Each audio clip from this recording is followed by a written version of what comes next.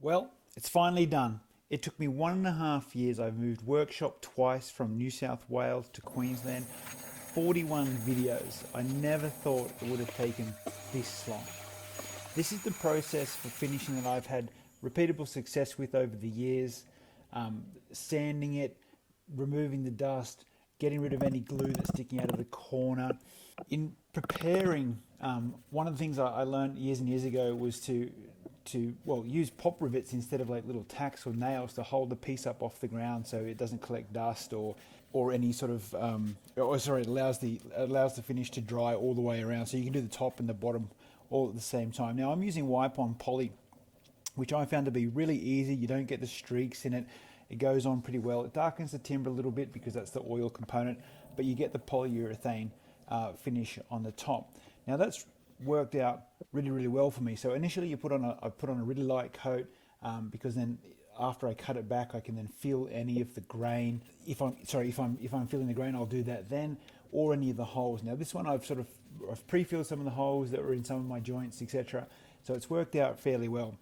Finishing this thing has been, well, it's taken me a long time to get there, so I'm very happy to have it finished.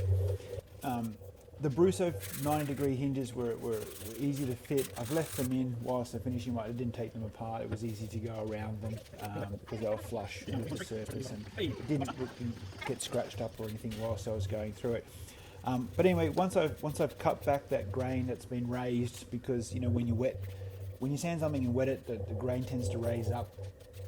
So you can only get a rough finish. So you've got to knock that back. I think I use 320 grit, and then putting on the second coat.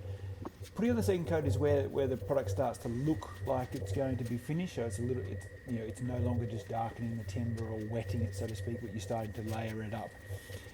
It's taken me ages to finish this because it's been so hot. It's been about 30 degrees, sort of 60-70% humidity, which is high for this area. So things have taken a little bit longer to dry than you'd expect.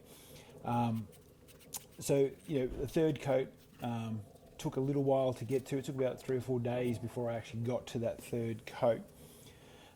But you can see in some of these images that it's starting to sort of reflect the light a little bit and starting to shine. Now this is a matte finish, so the goal here is to make a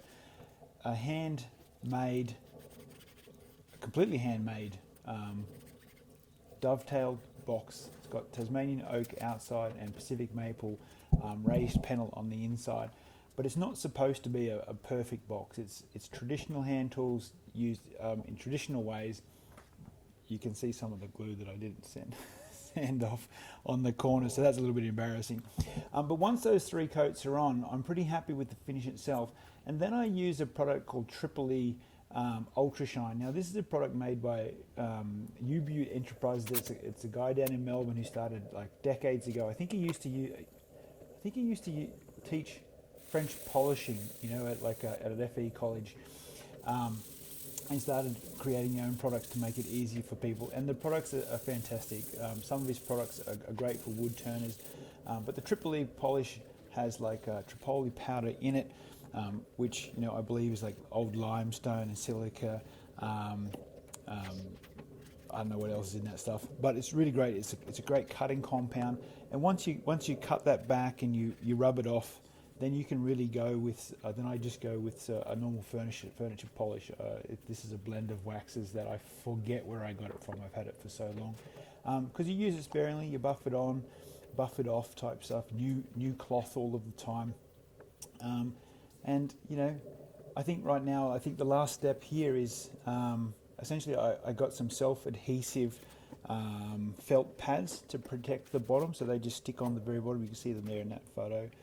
My next project, though, is that workbench. Came with the house that I've moved into, and I'm going to try and restore that workbench.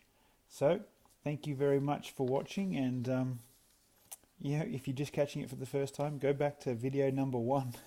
It's a long process.